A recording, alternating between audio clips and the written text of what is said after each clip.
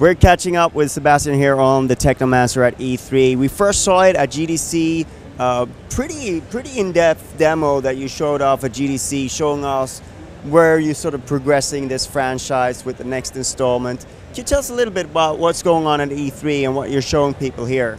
Here we are actually showing the prologue of the game, where you can see a new environment that you didn't see at the GDC, and more different fighting styles. At the GDC we were able to show only one fighting style. Here all the fighting styles are shown during this demo actually, and we show also some new creatures also.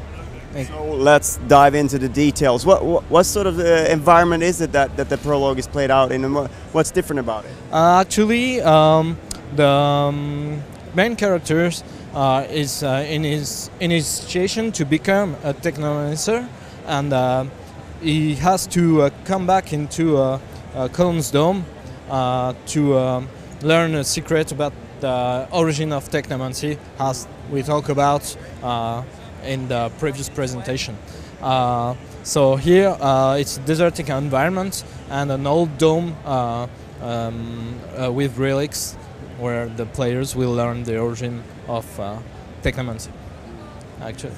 And if I'm correct, that is sort of the secret of the Technomancer is sort of tied to the past of humanity a little bit. Not the past of humanity, but how the why people on Mars, some people, are able to control electricity. He will learn that it's a mutation that give the power of the Technomancers.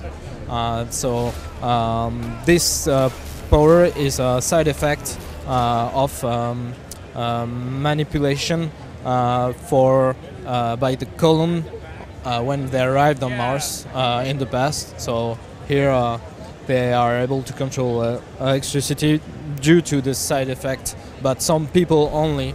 It explains why some people only can manipulate electricity, and also this made the Technomancer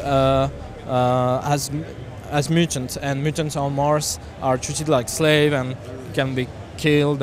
They are subhuman. So here he will have to preserve the secret regarding his faction, Abundance, and he will have to preserve this secret from other people. Here we've got some bandits who tries to enter the dome in the prologue, and you get to fight them and protect the secrets regarding the creature that they are inside the dome also.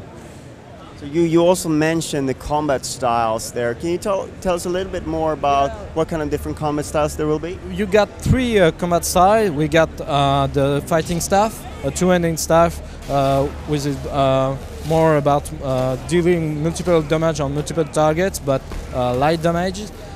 We got a rock style, which is a one-handed gun and a knife, which is fast, rapid attacks, but you can poison your enemies, for example, with the knife. And we got also the last style is the shield style, when you can take more damage, protect yourself, and counterattack with mace, but it deals less damage than the two previous stances.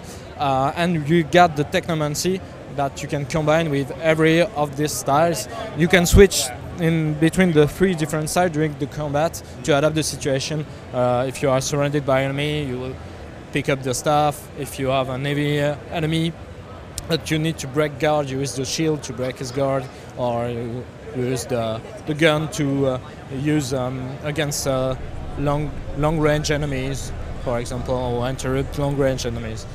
So is the idea that you're switching between styles, or do you sort of pick a branch and sort of develop it, or? You can develop as you wish. You can specialize in one stance or two stance. You can specialize in Technomancy. You can unlock passive and active skills. We got more active skills than in many branches, and you can choose to develop your character, unlocking the active skill without the upgrades, and you can develop more branches like this way, or you can specialize and activate all the upgrades on your active skills. In this case, you will only maximize 2 branches of your skill trees. So how is development progressing? How are you coming along with the game? We're still in alpha, actually. The development is quite well. We will be released in 2016, so next year. The development is progressing quite good. The progressing is good on the development. It really feels like this is a E3 with a lot of RPGs. It feels like it's really coming to the forefront. We got Fallout, Final Fantasy VII coming back. It feels like there's a lot of RPG in the air here at the E3. Is that something you feel as well? A little bit, but we made RPG since 5 years. Sorry, not since 5 years, more than 5 years. It's a 5th RPG actually.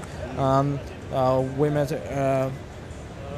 many RPGs through all these years, so RPG is always in the air. I think every year, but action RPG with a strong story driven and with all the choices through dialogue with consequences are not so many actually. Fallout, for example, there it is, but regarding Final Fantasy, it's quite linear RPG. So it's we got the same amount of that type of RPG, I think, and if you exclude all the remakes and every other game like that, so we got some franchises that come back like Fallout, and we're pretty happy to retrieve Fallout for a new episode, and we got The Witcher that was released, and we enjoyed that type. Did you get any work done when that was released, or did everybody play the game? Did you get any work done when that was released, or did you all play? We play the game, yeah, in the studio. Many people are playing the game. I didn't finish myself, but it's quite exciting. It's quite a cool adventure, The Witcher, yeah. And we should remind people that this game, even though the title is new and there's no 2 in the title, it is sort of living in the same universe. It is sort of building on Mars Warlocks that you have on your shirt here. It's just a spin-off. The event, it's a spin-off. You play in the opposite faction in this game, so it's not a sequel. But it is very much connected to the game that's on your shirt. It's the same universe, and it's a same. You will see the same the mutants. Some faction will you will find some faction from Mars Warlock plus other faction. We got six faction in the game that appears, so we got more faction than before than in the previous game. So that is the point.